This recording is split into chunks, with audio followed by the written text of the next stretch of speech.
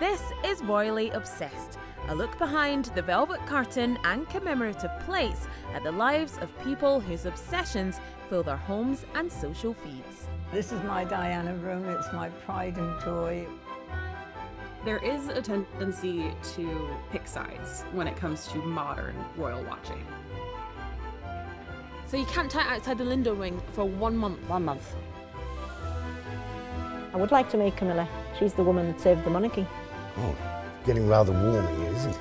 Join me, Afia Hagan, God save the King, and God save the Queen, and God save the King.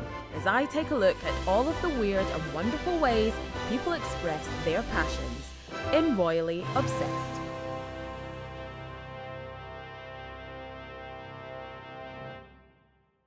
This is Margaret, the ultimate royal collector. From cardboard cutouts to a whole room dedicated to Diana, Margaret has been collecting for over 50 years, and her living museum draws crowds from all over the world. I would say actually when I was a little girl, I don't know why, I just always was. And when the Queen was crowned, my dad wouldn't let us have a television because he said I won't get my homework done, which is true, I wouldn't have. But I was broken-hearted, you know. But then afterwards, after a while, books started coming out and they bought me books just to keep me quiet, I think. So I was able to read all those, you know. So yeah, I think almost when I was in the pram, I would say, but I don't know, I can't remember that far back. I just enjoy it. I like bringing it home. I mean, sometimes people, if I've gone out shopping in the morning, I come back and there might be a box outside my door with a box full of stuff that perhaps somebody's grandparents have died or moving or whatever, and they bring it around here for me to look after, and I always do. Yes, I've bought most of it. But I mean, I don't mind if it's tea sets or dinner sets or... One man, his wife died. No, his mother died, and she liked embroidery, and he had one done for me that she had done before she died, which I thought was very sweet, actually. Yeah, some very nice people out there. Margaret's pride and joy is her Diana room, painted with pink walls and filled with items from all across the life of the people's princess. It was something I wanted to do more than anything when she died. I just felt a little bit better.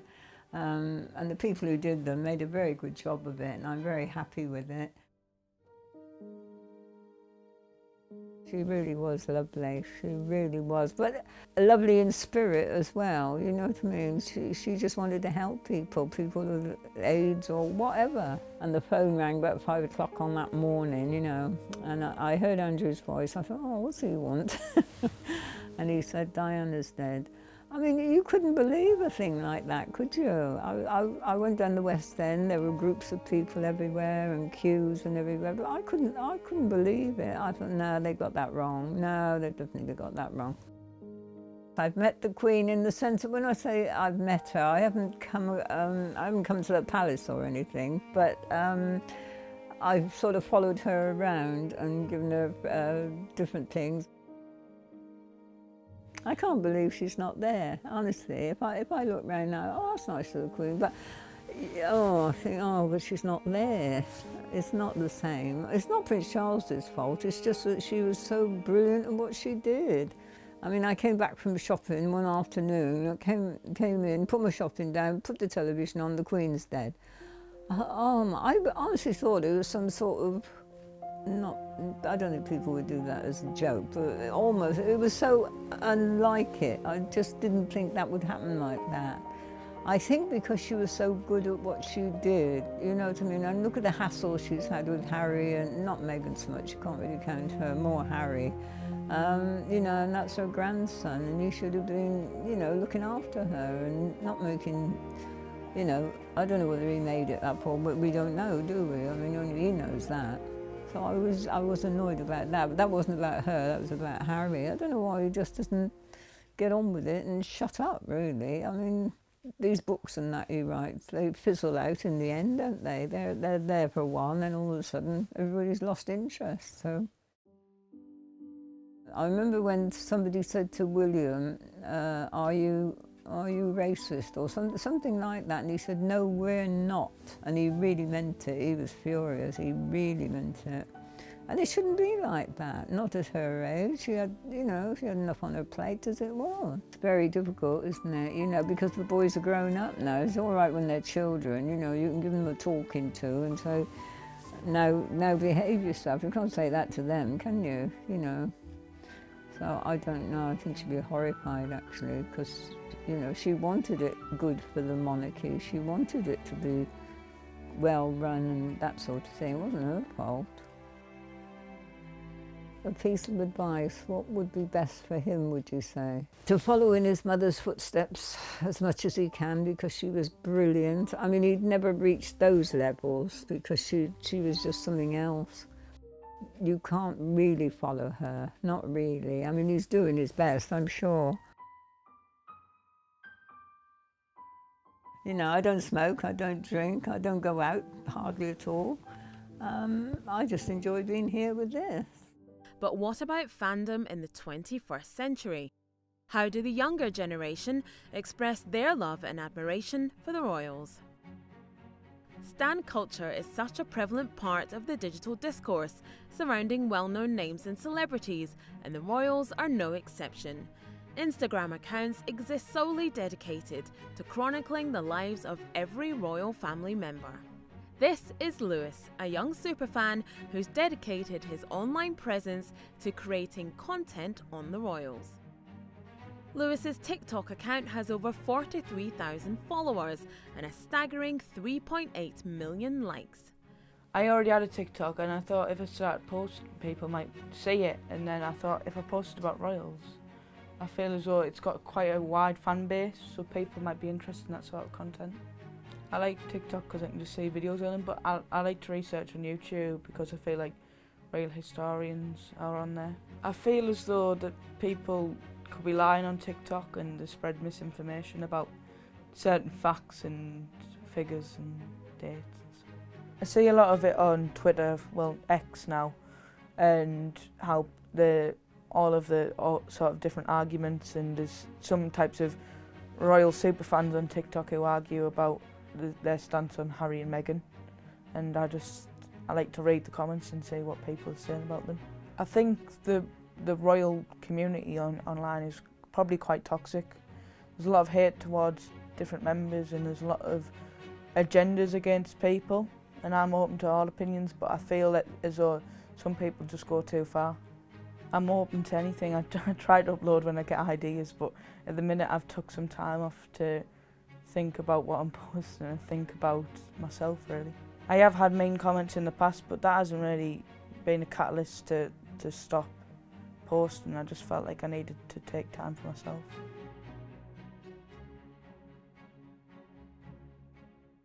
I think that they think that we don't need royal families anymore and monarchies aren't needed and we need more democracies. Maybe if we had a president it would be better, but I'm not so sure if they've got these kinds of views off the parents and they just listen to what the parents say.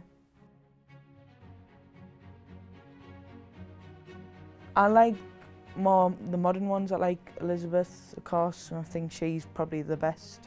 It's probably a bit controversial, but I'm a fan of Queen Camilla. I like what she does. I think she doesn't deserve all of the public hate that she gets.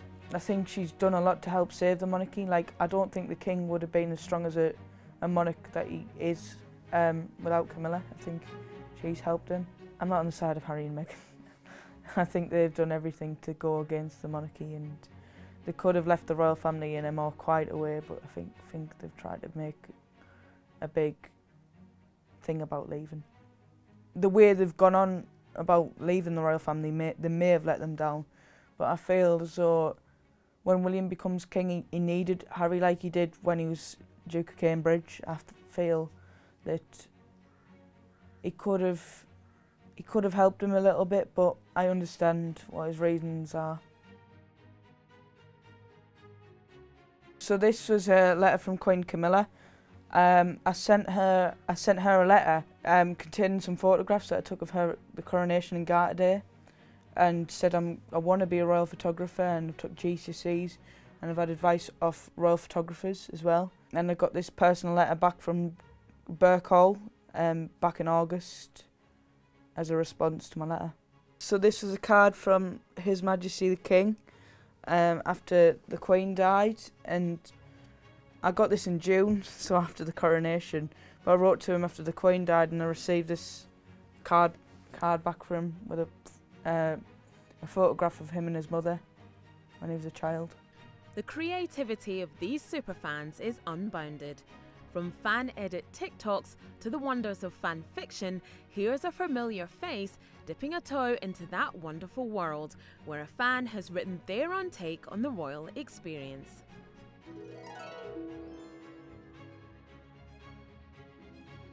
Well, I think I shall have put my glasses on for this. I think it's marvellous. We sit together in the car, silently, watching the world pass by in the orange glow of the street lights. He's anxious. I can tell by the way he's fiddling with his gloves. My heart beating in sympathy. I reach over to take his hand.